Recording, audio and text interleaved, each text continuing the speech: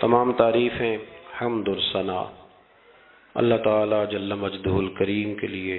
درود و سلام نبی اکرم نور مجسم شفیع معظم احمد مجتبی جناب حضرت محمد مصطفیٰ صلی اللہ تعالی علیہ وسلم کی ذات والا صفات کے لیے حمد و صلات کے بعد، عزیز دوستو، بزرگوں، بھائیوں، اللہ تبارک و تعالی نے قرآن حکیم میں نبی رحمت صلی اللہ تعالی علیہ وسلم کی عظمتوں کا، شانوں کا، بلندیوں کا ذکر فرمایا ہے۔ امت مسلمہ نے اور امت کے مفسرین نے، علماء نے نبی پاک صلی اللہ تعالی علیہ وسلم کی ہر عظمت پر، سید عالم صلی اللہ تعالی علیہ وسلم کو عطا کی گئی ہر شان پر تفصیل سے کلام فرمایا۔ ہمارے بزرگوں نے سید عالم علیہ السلام کی عظمتوں کو کھول کھول کر امت کو سنایا اور بتایا، لیکن پھر بھی بہت سارے پہلو تشنا ہیں، اور جیسے جیسے وقت گزرتا جائے گا امت تک حضور سید عالم علیہ السلام کی عظمتوں کو پہنچایا جاتا رہے گا اور لوگ اس سے استفادہ کرتے رہیں گے۔ قرآن مجید میں اللہ تعالیٰ نے ارشاد فرمایا کہ یا ایھا النبی انا ارسلناک شاہدا ومبشرا ونذیرا، اے محبوب علیہ السلام، بے شک ہم نے آپ کو گواہ بنا کے بھیجا ہے، خوشخبری دینے والا بنا کے بھیجا ہے، اور ڈر سنانے والا بنا کے بھیجا۔ پھر فرمایا وداعیا الی اللہ باذنہ، اور ہم نے آپ کو اللہ کی طرف دعوت دینے والا بنا کے بھیجا ہے اس کے اذن کے ساتھ، وسراجا منیرا، اور آپ کو چمکتا ہوا آفتاب بنا کے بھیجا ہے۔ دنیا کے اندر انسان میں جو چیز اسے رغبت دیتی ہے، جو اس کو عمل پر ابھارتی ہے، وہ اس کا عقیدہ اور اس کی سوچ ہوتی ہے۔ انسان کے جو افکار ہوتے ہیں نا، جو اس کی سوچیں ہوتی ہیں، وہ اس کے عمل کو مرتب کرتی ہیں۔ انسان کا جس طرح کا نظریہ ہوتا ہے، پھر وہ زندگی میں عمل بھی اسی طرح کے کرتا ہے، لوگوں کے بیچ رہ کے وہ وقت بھی اسی طرح ہی گزارتا ہے۔ قریش مکہ اور حضور سید عالم صلی اللہ تعالی علیہ وسلم سے جو پہلے کے لوگ تھے، ان کے افکار بہت ساری خرابیوں کا شکار ہو گئے تھے، فکری کمزوریاں پیدا ہو گئی تھی، مختلف قسم کی اوہام پرستی کا وہ شکار تھے، توہمات میں الجھ گئے تھے۔ حج کا موقع آیا ہے تو اب انہوں نے قبولیت کا یہ نظریہ گھڑ لیا ہے کہ ننگے ہو کے معاذ اللہ طواف کریں گے بیت اللہ کا۔ قربانی کا موقع آیا ہے تو جانوروں کا خون دیواروں کے ساتھ لگائیں گے خانہ کعبہ کی۔ اور قرآن حکیم ہمیں یہ بھی بتلاتا ہے کہ جب حج کر کے لوٹتے ہیں تو اب دروازوں سے نہیں گزرنا، اب ہم نے کوئی اور رستے پھلانگ کے گھروں میں آنا ہے، اس لیے کہ ہم نیک ہو کے آئیں۔ تو مختلف قسم کی توہمات انہوں نے گڑھ لی تھی، اللہ تبارک و تعالیٰ کی ذات کے بارے میں بھی، انبیاء کرام علیہ السلام کے بارے میں بھی۔ قرآن مجید ہمیں کہتا ہے کہ یہودیوں نے جناب عزیر علیہ السلام کو اللہ کا بیٹا کہا، عیسائیوں نے معاذ اللہ حضرت عیسیٰ علیہ السلام کو اللہ کا بیٹا کہا۔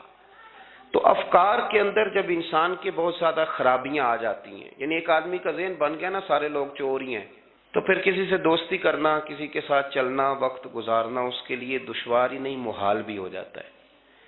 اور اگر انسان محسوس کرنے لگتا ہے نا کہ یار نہیں، ایسا نہیں ہے، یہ میرے رسول کریم کی امت ہے، اور حضور علیہ السلام نے فرمایا میری امت کبھی گمراہی پر جمع نہیں ہوگی، تو امت میں خیر ہے، ہمیں خیر کو تلاش کرنا چاہیے۔ پھر انسان آہستہ آہستہ نرم ہونے لگتا ہے، لوگوں کو گنجائش دینے لگتا ہے، اور ان کی باتوں کو، ان کی کمزوریوں پر وہ استدلال کرتا ہے کہ یہاں کمزور پڑ گئے ہوں گے، یہاں یہ مسئلہ ہو گیا ہوگا۔ وہ کسی نے کہا تھا کہ جانے کس عمر میں جائے گی یہ عادت میری، روٹنا اس سے تو اوروں سے الجھتے پھرنا۔ کئی دفعہ یوں بھی ہوتا ہے۔ تو ہمارے ہاں افکار میں اگر حسن رہے، تازگی رہے، خوبصورتی رہے، اب بھی کچھ لوگ ایسے ہیں جو اعتدال کا رستہ چھوڑ جاتے ہیں۔ صوفیاء کی جماعت میں جب سے ملنگوں نے قدم رکھا ہے، اور بہت سارے ایسے لوگ جو کہتے ہیں کہ نہیں تمہیں نہیں پتا بات معرفت کی ہے، تو ان لوگوں نے بھی خرابی پیدا کر دی۔ پھر اس کا نقصان یہ ہوا کہ کچھ دانشوروں نے، شعراء نے، سیاستدانوں نے معاذ اللہ یہاں تک کہنا شروع کر دیا کہ جو جس کو بھی پکارتا ہے کسی نہ کسی روپ میں اللہ کو ہی پکارتا ہے۔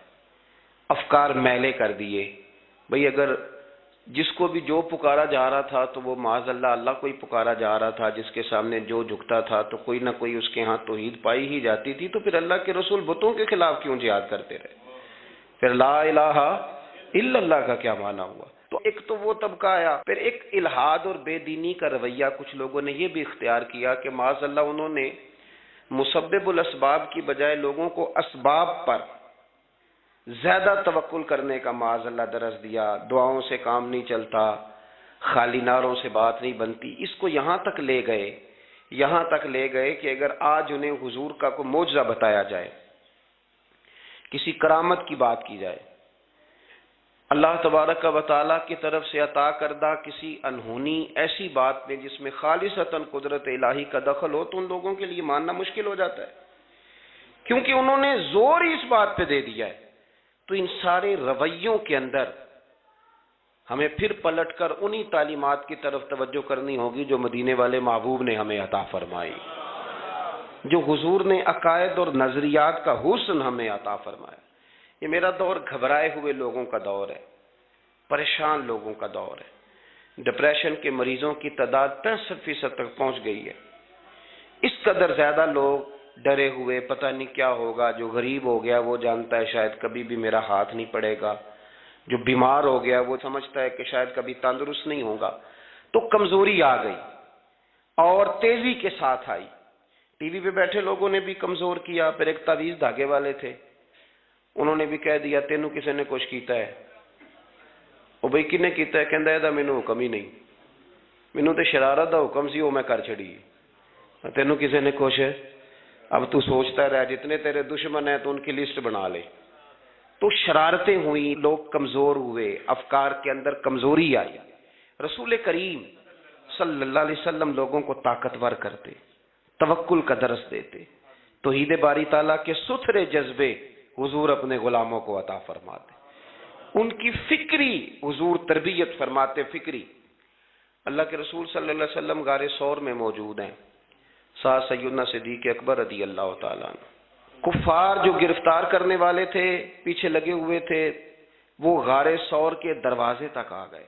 جس طرح ڈاکٹر بول دیتا ہے، وہ کہہ دیتا ہے کہ اب جناب مشکل ہے، اگلے ہفتے آپ چلے جائیں گے، تو وہ جو کمزور لوگ ہیں انہوں نے اگلے ہفتے کیا جانا ہوتا ہے، وہ جب ڈاکٹر بتاتا ہے اسی وقت ہی فوت ہو جاتے ہیں۔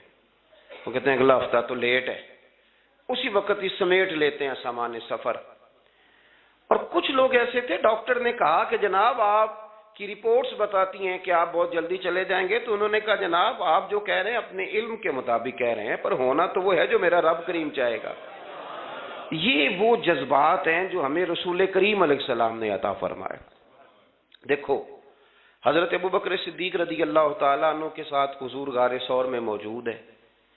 کفار جو گرفتار کرنے والے ہیں وہ دروازے تک آ گئے، بالکل دروازے تک۔ جناب صدیق اکبر رضی اللہ تعالیٰ عنہ ان کو دیکھ کر تھوڑا سا گھبرائے، اپنے لیے نہیں، ذات مصطفیٰ کے لیے گھبرائے، کہیں حضور کو کوئی تکلیف نہ پہنچ جائے، تھوڑا گھبرائے۔ یا رسول اللہ وہ تو قریب آ گئے، اور اگر انہوں نے پیروں کی جانب جھک کر دیکھا تو ہمیں دیکھ لیں گے۔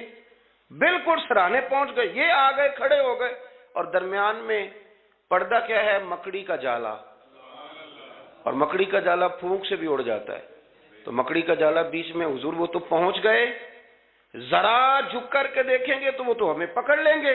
اب یہ وقت تربیت ہے، اور وہ تربیت جو محبوب نے اپنے اس عظیم صحابی کی فرمائی، اس تربیت کو میرے رب کریم نے قرآن مجید میں بیان فرمایا۔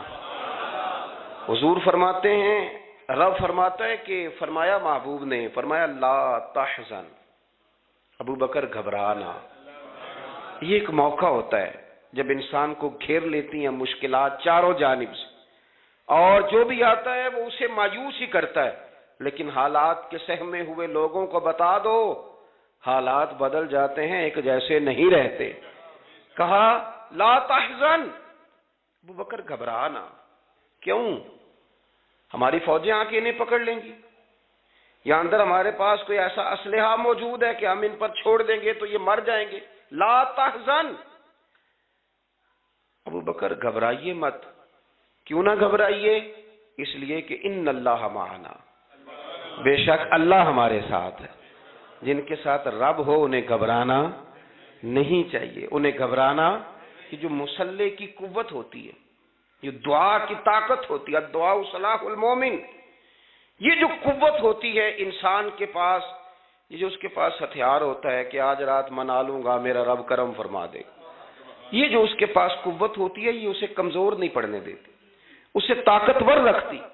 تو حضور نے افکار کے اندر یہ حسن پیدا کیا، لوگوں کو بتلایا کہ بجائے اس کے کہ تم کوئی چور رستہ تلاش کرو، کوئی سیاست کرنے کی کوشش کرو، تم کوئی ایسی راہ اختیار کرو جو تمہیں محسوس ہو کہ درست نہیں ہے، اس رستے نہ چلو، بلکہ تم اپنے رب کو منانے والے رستے پہ چلو. اور ترمذی شریف میں حدیث ہے، حضرت انس بن مالک رضی اللہ تعالیٰ عنہ فرمانے لگے کہ کریم محبوب علیہ السلام فرماتے ہیں کہ اپنے دکھڑے دنیا داروں کو نہ بتانا، سیٹھوں، نوابوں، چودھریوں، چاپلوسی کرنے کی ضرورت کوئی نہیں. اپنے دکھڑے دنیا داروں کو نہ بتانا ورنہ اللہ تمہیں کبھی غنی نہیں فرمائے گا. فرمایا اپنے دکھ اپنے رب کریم کی بارگاہ میں عرض کرنا، جلدی یا دیر سے اللہ تمہیں لوگوں سے بے نیاز کر دے گا. تربیت فرمائی. ہم لوگوں نے تیزی سے اپنے آپ کو کمزور کیا ہے. توجہ کا مرکز دنیا دار.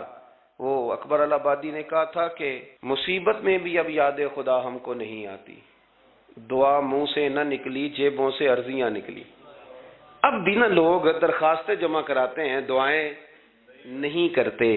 تو بھائی ایک تو یہ کہ توحید باری تعالیٰ کے بارے میں اصل نظریات، افکار کا حسن، پاکیزگی اور آپ کا اپنے رب کی جانب پورا توجہ کرنا.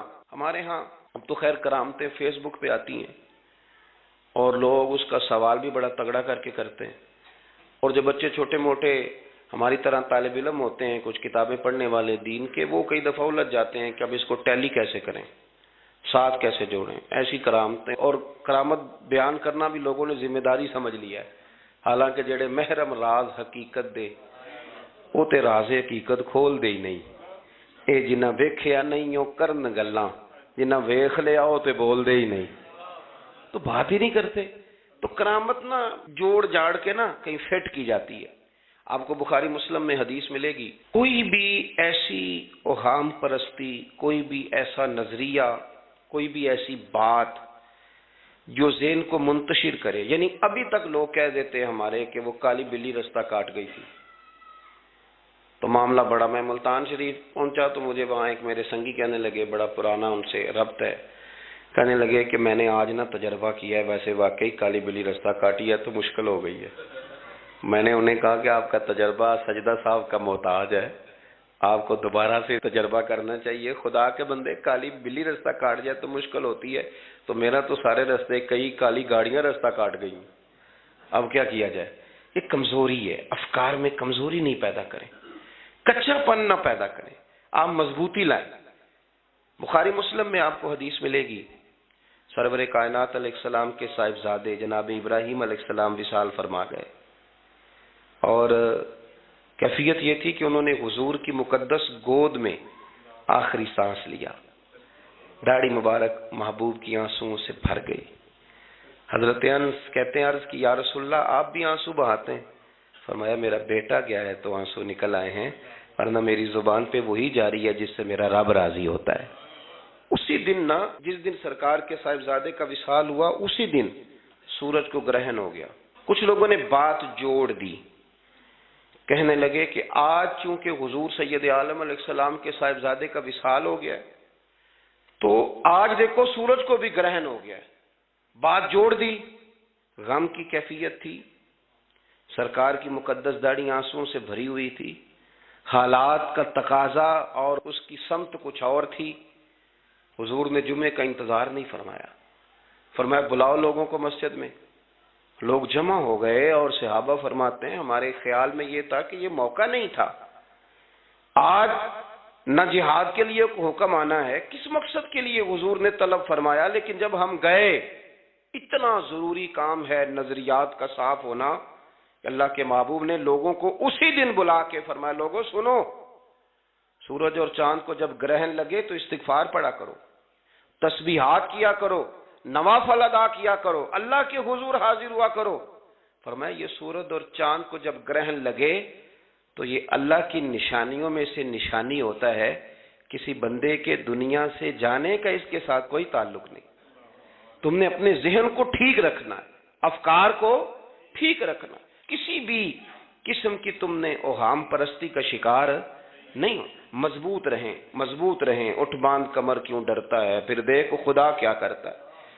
آپ مضبوط رہیں، جب مضبوط رہیں گے تو انشاءاللہ توانائی اللہ کی طرف سے عطا کر دی جائے۔ دوسری بات، نبی پاک صلی اللہ تعالی علیہ وسلم نے نا تمام انبیاء کرام علیہم السلام کے بارے میں لوگوں کے ذہنوں کی اصلاح کی۔ آپ کبھی قرآن حکیم کا مطالعہ فرمائیں، احادیث مبارکہ کو پڑھیں تو میرے محبوب کریم کی شان یہ ہے کہ حضور نا انبیاء کی شانیں بیان کرتے ہیں۔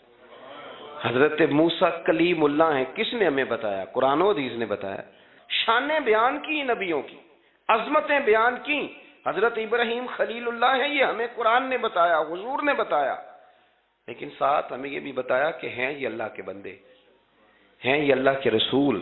نبی پاک صلی اللہ تعالی علیہ وسلم نے افکار اور نظریات انبیاء کے بارے میں لوگوں کے درست فرمائے۔ مجموع الزوائد میں حضرت مولا علی شیر خدا رضی اللہ تعالیٰ عنہ کی حدیث مروی ہے، ایک بدو آ گیا حضور کی بارگاہ میں کچھ مانگنے کے لیے۔ مولا کائنات رضی اللہ تعالیٰ عنہ فرماتے ہیں سرکار جب کسی بات کا جواب نہ دینا چاہتے تھے تو خاموش ہو جاتے تھے، کچھ دیر خاموش رہتے تھے، اور حضور کا خاموش رہنا بھی ہمارے محدثین نے محفوظ کیا ہے۔ اقسام حدیث میں سے ایک حدیث ہے جسے حدیث تقریری کہا جاتا ہے، وہ حدیث ہے جس میں حضور خاموش رہے، کوئی کام کیا گیا تو سرکار خاموش رہے۔ حضرت مولا علی کہتے ہیں حضور نا خاموش ہو گئے، لیکن چونکہ دیہاتی تھا، سادہ تھا، اس نے جب بار بار گفتگو چھیڑنا چاہی تو پھر حضور نے فرمایا چل پھر مانگ لے کیا مانگتا ہے، مانگ لے پھر کیا مانگتا ہے، کر سوال۔ دیہاتی تھا، سادہ آدمی تھا۔ مولا کائنات فرماتے ہیں ہمیں یوں لگا کہ اب نہ یہ آخرت اپنی سوار جائے گا، جنت کا سوال کرے گا، لیکن بڑا ہی سادہ تھا۔ مانگنے پہ بھی آیا تو کیا مانگا؟ کہنے لگا یا رسول اللہ صلی اللہ علیہ وسلم میں نے سفر کرنا ہے، مجھے ایک اونٹنی عطا کر دیتے۔ حضرت سلطان باہو سے کسی نے کہا کہ بڑے لوگ مرید ہوتے ہیں، تو فرمانے لگے رابدہ طالب کوئی نہیں ملیا، جو ملیا طالب زرد آؤ۔ تو بہت سارے لوگ ایسے آتے ہیں جو کامل شیخ کے پاس بھی آ کے کہتے ہیں دکان کوئی نہیں چلتی، یہ تو کسی سیٹ سے مشورہ کر لیتے، کاروبار چلانے کا آپ کو ڈھنگ بتا دیتا۔ یہ یہاں آ کے بھی آپ نے یہی سوال کیا، یہاں پہنچ کے بھی یہی سوال۔ تو نبی پاک صلی اللہ تعالی علیہ وسلم سے کہنے لگا ایک اونٹ دے دیں آنے جانے کے لیے۔ حضرت علی کہتے ہیں ہمیں بڑا افسوس ہوا، یار تو آیا کہاں پہ ہے اور تو مانگ کیا رہا ہے؟ تو بارگاہ دیکھ اور اپنا سوال دیکھ، تو کہاں کھڑا ہے، کیا مانگ رہا ہے؟ حضور مسکرائے اور مسکرا کر کے فرمایا کہ اونٹ تجھے دیا، چل کچھ اور بھی مانگ لے۔ حضرت علی کہتے ہیں ہم نے کہا اب جنت مانگے گا یہ حضور سے؟ تو بڑا ہی بھولا تھا، کہنے لگا جی اگر آپ کچھ اور بھی دینا چاہتے ہیں تو اونٹ پہ ڈالنے کے لیے کجاوا بھی دے دیں۔ تو حضرت مولا علی شیر خدا فرماتے ہیں ہمیں پھر بڑا افسوس ہوا کہ یار دیکھو اتنا چانس ملا ہے پھر کھو دیا ہے۔ رسول کریم علیہ السلام بھی مسکرائے، اور سرور کائنات کی جو مسکراہٹ ہوتی تھی وہ نا خوشیاں تقسیم کرتی تھی۔ اعلیٰ حضرت رحمت اللہ علیہ فرماتے ہیں جس کی تسکین سے روتے ہوئے ہنس پڑے، جس کی تسکین سے روتے۔ اب یہاں سوال پیدا ہوتا تھا کہ پھر اس مسکراہٹ کے لیے تو انتظار کرنا پڑتا ہوگا کہ حضور مسکرائیں تو روتے ہوئے ہنسیں، تو اگلا شعر بھی ہے اور جواب بھی ہے۔ فرمانے لگے جس کی تسکین سے روتے ہوئے ہنس پڑیں، اس تبسم کی عادت پہ لاکھوں سلام۔ یہ تو عادت ہے حضور کی، یہ تو عادت ہے مسکراتے رہنا۔ تو حضور بھی زیر لب مسکرائے۔ تیسری دفعہ میرے کریم نے پھر فرمایا چل مانگ لے کچھ، تجھے ایک چانس اور دیتے ہیں۔ پر مولا کائنات فرماتے ہیں بڑا ہی بھولا تھا، تیسرا چانس ملا، گویا گولڈن چانس ملا، لیکن پھر بھی وہیں کا وہیں رہ گیا۔ کہنے لگا ٹھیک ہے اگر آپ کچھ اور بھی دینا چاہتے ہیں تو میرا سفر لمبا آنے جانے کا خرچہ بھی دے دے۔ اللہ اکبر۔ اب حضور عقائد کی بابت بتانے لگے کہ رسالت کے بارے میں، محبوب کے بارے میں عقیدہ کیسا ہونا چاہیے. تو حضور علیہ السلام فرمانے لگے تجھ سے تو وہ بنی اسرائیل کی بڑھیا ہی اچھی تھی. یا رسول اللہ صلی اللہ علیہ وسلم کون سی؟ تو حضور فرمانے لگے جناب موسیٰ علیہ السلام کو حکم ہوا ہجرت کریں.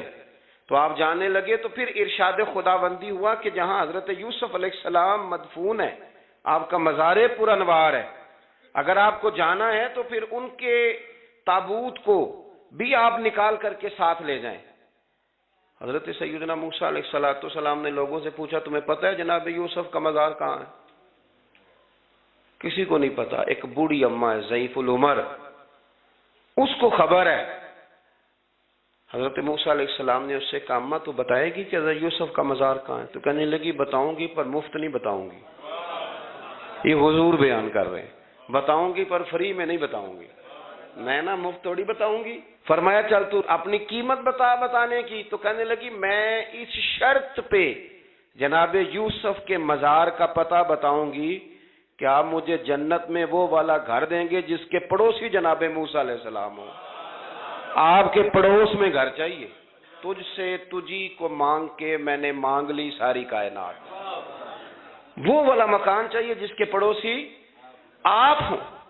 تو حضرت موسیٰ کلیم فرمانے لگے اماں چل جنت مانگ، تو نبیوں کے قریب مکان مانگ رہی ہے، وہ تو بڑا اونچا درجہ ہوگا، تو بڑی دور پہنچ گئی، اتنی بڑی سوسائٹی میں پلاٹ مانگ لیے، وہاں پہنچ گئی. تو بوڑھی کہنے لگی ٹھیک ہے پھر اگر یہ معاملہ ہے تو پھر ختم ہو گئی بات. اگر آپ نہیں بتاتے تو جائے میں بھی نہیں پتہ بتاتی. جب وہ اڑ گئی، ٹھہر گئی، اور اڑی بھی کس طرح؟ یہ بھی میرے اللہ کی توفیق. میری طلب بھی تو تیرے کرم کا صدقہ ہے، میری طلب بھی تو تیرے کرم کا صدقہ ہے. یہ پاؤں اٹھتے نہیں بلکہ یہ اٹھائے جاتے ہیں. تو وہ کہنے لگی میں نہیں پھر بتاتی، آپ کسی اور سے پوچھ لیں. جناب موسیٰ خاموش ہوئے تو ارشاد خداوندی ہوا کلیم اپنے پڑوس میں مکان دینے کا وعدہ آپ کر لیں اور مکان انہیں میں عطا کر دوں گا. تو حضور سید عالم صلی اللہ تعالی علیہ وسلم نے اس بدو کی موجودگی میں تربیت فرمائی صحابہ کی. یہ چیزیں بھی حضور نے عطا فرمائی. لیکن جب تمہیں کہا جائے مانگو تو پھر یہ کریم رسول کا دروازہ ہے. مانگیں گے مانگے جائیں گے اور منہ مانگی پائیں گے. سرکار میں نہ لا ہے نہ حاجت اگر کی. تو افکار کا حسن، نظریات کی پاکیزگی. ہمارے ہاں نا آج کل جو ہمیں لیکچر دیے جاتے ہیں نا، بالخصوص جو طلباء سائنس پڑھتے ہیں، تو وہ جب سوالات اٹھاتے ہیں تو اس میں کچھ ایسی چیزیں بھی آتی ہیں. یہ ابھی کورونا کے حالات جب پچھلے دنوں چل رہے تھے تو اس وقت دو تین قسم کے لوگ ہوئے. ایک تو وہ ہوتے ہیں جو بالکل ہی ڈرتے، کہتے ہیں چھوڑو جو ہوگا دیکھا جائے گا. اور ایک وہ ہوتے ہیں جو اتنا ڈرتے ہیں کہ بیچارے اپنے سائے سے بھی ڈرنے لگ جاتے ہیں. تو یہ دونوں باتیں جو ہیں یہ درست نہیں ہیں. درست کیا ہے کہ آپ احتیاط بھی کریں گے پر بھروسہ اپنے رب کریم کی ذات پر کریں گے، بھروسہ اللہ. تو لوگوں کو ڈرایا جاتا ہے اور جو خوف پھیلایا جاتا ہے ہمارے ہاں وہ بڑا عجیب قسم کا انداز ہے. قبر کو کھڑکی کوئی نہیں ہوتی، دروازہ کوئی نہیں ہوتا، آکسیجن کیسے جائے گی؟ یا آپ کبھی ٹویٹر پر مختلف بڑے لوگوں کے پیغامات دیکھیں تو موت کے بارے میں جب وہ چیزیں شیئر کرتے ہیں تو عجیب سا رنگ اس کا محسوس ہوتا ہے کہ اللہ جانے یہ بیچارہ کہاں کھڑا ہو گیا ہے. اور خوف، اور لوگ اس کا ذہن بنا کے ڈرتے ہیں. ڈرنا چاہیے، ضرور ڈرنا چاہیے، لیکن ایک بات یاد رکھیں، حضرت مولا علی فرمایا کرتے تھے کہ ڈرنا تو اپنے اعمال سے چاہیے اور ان کو درست کرنا چاہیے. ڈرنا تو اس چیز سے چاہیے کہ کیا ہم نے وہ رستہ اختیار کیا ہے جو قبر کو بالکل تنگ کر دے گا، جو جہنم کے گڑھوں میں سے گڑھا بنا دے گا. اگر وہ رستہ ہے اور اس پر آپ چلے ہوئے ہیں، آپ سخت ہو گئے ہیں، آپ نے سوچنا چھوڑ دیا ہے، آپ نے حقوق العباد کے معاملے کو ترک کر دیا ہے، آپ اپنی طبیعت کے لحاظ سے لوگوں کو ستانا مشغلہ بنا بیٹھے، آپ حلال حرام کی تمیز چھوڑ گئے، نگاہوں کی صفائی سے لے کر رزق حلال کو پیٹ میں لے جانے تک اگر غیر محتاط ہو گئے تو پھر تو خوف کھائیں. لیکن یہاں ان نظریات کی بابت جو حضور نے ہماری تربیت فرمائی، تو حضور نے ہمیں یہ نہیں فرمایا کہ میرا مومن ہو تو تم اسے کھڈے میں چھوڑ آؤ گے، ہو زندگی تقوی اور محتاط رہ کر گزارنے والا اور تم اسے کھڈے میں چھوڑ آؤ، یہ نہیں ہے. بلکہ فرمایا جو میرے مومن کی قبر ہوتی ہے روضۃ من ریاض الجنہ، وہ تم اسے نا کھڈے میں نہیں چھوڑ کے آئے، باغ میں چھوڑ کے آئے ہو. آپ باغ کا تصور کریں پھر قبر کو سوچیں. نہیں، باغ میں چھوڑ کے، اور باغ بھی معمولی نہیں، جنت کے باغوں میں سے باغ، جنت کی کیاریوں میں سے روضۃ من ریاض الجنہ. اب ذرا اس اینگل سے آپ اپنی قبر کو سوچیں، اس رویے کے ساتھ کہ اگر قبر آپ کی جنت کا باغ ہے تو باغ میں جاتے بندہ ڈرتا تو نہیں. اور باغ اتنا حسین ہے کہ جس میں پہلی آنکھ کھلے گی تو پہلی نظر اٹھے گی تو مدینے والے محبوب کا چہرہ نور نظر آئے گا. اتنا شاندار باغ ہے. آپ اس کی رعنائی، اس کا حسن اور اس کی خوشبو کو ملاحظہ فرمائیں. تو حضور نے نا ہماری تربیت فرمائی. میں اکثر کہا کرتا ہوں احباب سے کہ انسان 10-15 سال کے بعد پردیس سے واپس لوٹے اور ماں اگر موجود ہو نا گھر میں، اتنا تگڑا استقبال کرتی ہے کہ مزہ آ جاتا ہے. اس کا بس نہیں چلتا، مکان بھی نہیں بنا دے، فلانی چیز بھی نہیں لے آؤ، میرا پتر آ رہا ہے، فلانی بھی. تو سالوں بعد بندہ گھر لوٹے تو ماں اتنا استقبال نہیں کرتی جتنا قبر میں اللہ کی رحمت بندے کا استقبال کرتی. اس لیے جب یہ سوچ بن گئی تھی نا صحابہ کی حصول جنت کی، تو پھر ان کو لگاؤ ہو گیا تھا. پھر دنیا کی زندگی، جاہ و جلال، مال و دولت اتنا زیادہ وقت نہیں رکھتا تھا ان کی نظر میں. پھر وہ سمجھ گئے تھے اس بات کو کہ کن فی الدنیا کاننا کا غریب و عابر سبیل. سمجھ گئے کہ یہ مسافر ہے ہم یہاں. اور وہ پھر اتنا زیادہ اپنے ذہن پہ چیزوں کو سوار نہیں کرتے تھے، محسوس کرتے تھے کہ اتنی زندگی ان کی ہے، اتنی زندگی ان کی گزر گئی ہے، محسوس کرتے تھے. اور اس پر پھر وہ جو فوکس کرتے تھے وہ آخرت کے لیے کرتے تھے. ایک خاتون حضور کی بارگاہ میں حاضر ہوئی. یہ بھی سیاستہ میں آپ کو روایت ملے گی، بہت ساری کتابوں میں ہے لیکن اس کی اصل آپ کو بخاری شریف میں ملے گی. حضرت ابو ہریرہ رضی اللہ تعالیٰ عنہ فرماتے ہیں کہ خاتون آئی تو اس نے آ کر نا بڑے درد کے ساتھ حضور کی بارگاہ میں استغاثہ پیش کیا. عرض کرنے لگی، یا رسول اللہ صلی اللہ علیہ وسلم، میں نا مرگی کی مریض ہوں اور بڑی تکلیف میں ہوں. یہ جو مرگی کا مرض ہوتا ہے یہ اعصابی بھی ہے، جسمانی بھی ہے. ذہن کو کنٹرول کرتا ہے اور انسان جسمانی طور پر بھی بالکل اس وقت جب دورہ ہوتا ہے مفلوج ہو جاتا ہے، ذہنی طور پر بھی خوشی غمی آنا جانا دشوار ہو جاتا ہے انسان کے لیے. تو وہ خاتون عرض کرتی ہے، یا رسول اللہ صلی اللہ علیہ وسلم، مجھے مرگی ہے، کریم آپ دعا فرمائیں، رب مجھے شفا عطا کر دے. حضور دعا فرما دیا کرتے. اللہ تعالیٰ نے میرے محبوب کے وجود کو شفا بنایا تھا.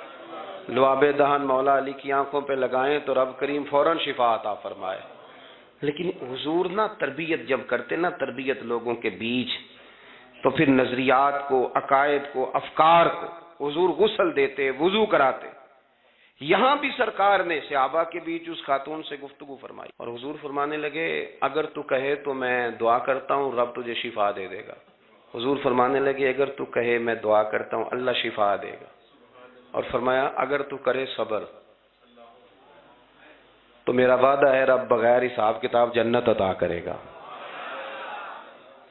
اب یہ سوچ ہے، یعنی ہمیں جب چانس ملتا ہے دنیا اور آخرت میں چیزوں کو عکس کرنے کا تو آپ نظر دوڑا لیں دائیں بائیں کہ لوگوں نے توجہات کہاں اپنی مرکوز کی ہوئی. حضور نے فرمایا، اگر تو کہے تو رب کریم ہے، وہ شفا دے گا، میں دعا کروں گا. اور اگر تو صبر کرے، مانا کیا کہ اگر تو مرگی کے ساتھ ہی گزارا کرے، اس کے ساتھ ہی وقت بتائے، تو پھر رب تجھے جنت دے گا. یہ سمجھ لیں بات، اس پر غور کریں. وہ جو بیماری کو رحمت کہا گیا تو یہاں اس کا عملی مظاہرہ ہونے جا رہا ہے. حضور فرمانے لگے، گر تو صبر کرے تو رب جنت دے گا. صحابہ کہتے ہیں اس بوڑھی نے 1 منٹ نہیں لگایا سوچنے کے لیے، فوراً عرض کرنے لگی. گویا عرض کرتی ہے، حضور تھوڑی سی تو زندگی ہے، میں مرگی کے ساتھ ہی گزارا کر لوں گی، آپ دعا کریں رب مجھے جنت عطا کر دے، ہم میرے لیے جنت کی دعا کر دیں. تو صحابہ فرماتے ہیں حضور نے دعا کر دی، گویا وعدہ ہو گیا جنت کا. وہ عرض کرتی ہے، یا رسول اللہ صلی اللہ علیہ وسلم، جب مرگی ہوتی ہے تو میرے وجود سے کپڑا ہٹ جاتا ہے، ستر کا مسئلہ بنتا ہے، اس کے لیے آپ ضرور اللہ کے حضور عرض کریں. تو سرکار نے دعا کر دی. صحابہ فرماتے ہیں کہ وہ دیر تک موجود رہیں، دیر تک. حضرت عثمان غنی کے زمانہ مبارکہ تھا، وہ بوڑھی موجود رہیں. جب بھی انہیں مرگی ہوتی تھی کپڑا اپنی جگہ پہ موجود رہتا تھا اور جب ہم سے کوئی کسی جنتی کو دیکھنے کا سوال کرتا تھا تو ہم کہتے تھے اس بوڑھی کو دیکھ لو، اسے دنیا میں ہی حضور نے جنت کی بشارت عطا فرمائی۔ تو جو سمجھنے کی بات ہے وہ یہ ہے، توحید، رسالت، قبر، حشر، اس کے بارے میں اپنے نظریات کو صاف ستھرا رکھیں۔ وقت تیزی سے بیت رہا ہے، وقت جو اپنی اس کی سپیڈ ہے اس کے ساتھ وہ گزر رہا، قریب ہوتے جا رہے ہیں لوگ قبر کے، آخرت کے۔ کرنے کا کام یہ ہے کہ ہمارے نظریات وہ ہوں جو ہمیں رسول کریم نے عطا فرمائے۔ حضرت فاروق اعظم رضی اللہ تعالیٰ عنہ جیسے دلیر آدمی حضور کے مقدس وجود پر موٹے بان کی چارپائی کے نشان دے کے جب روئے ہیں تو حضور نے وہاں بھی تربیت فرمائی ہے۔ فرمایا عمر کیا تم پسند نہیں کرتے کہ اللہ آخرت کی ساری شانیں ہمیں ہی عطا کرے، اور دنیا میں ہم تھوڑی سی مشکل دیکھ لیں تو ان چیزوں کو ہم نے سمجھنا ہے۔ یہ چیزیں ہمیں جینے میں آسانی پیدا کریں گی، ہمارے لیے مددگار ثابت ہوں گی، ہمارے افکار کو یہ تازہ رکھیں گے۔ پھر بہت زیادہ الجھاؤ، بہت زیادہ پریشان ہونا، بہت زیادہ ڈپریشن کا شکار ہونا، بہت زیادہ ہمارا دنیاوی معاملات کے اندر تفکر کرنا، یہ ہمیں کمزور نہیں کرے گا بلکہ ہم توانا رہیں گے۔ اللہ کے حضور دعا ہے مالک کریم کہی ہوئی باتوں کو قبولیت کا درجہ عطا فرمائے۔ دوران گفتگو جام بھول گئے، اللہ ہمارے ساتھ درگزر والا معاملہ فرمائے۔ آخر دعوانا